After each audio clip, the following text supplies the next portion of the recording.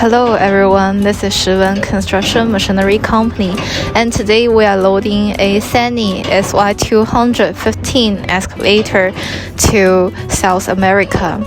And when we loading the machines, especially for the 40 feet flat rack, we will use high strength material to ensure the machine is stable during the transportation. You can see these steels. They are high-strength materials, and we will use the soft plastic tubes to make sure the material will not hurt the tracks.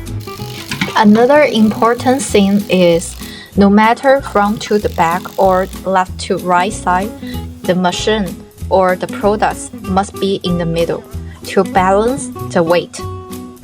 The last step is we will clean up the product thoroughly after loading on the flat rack in order to remove all the dust, dirt, and the mud.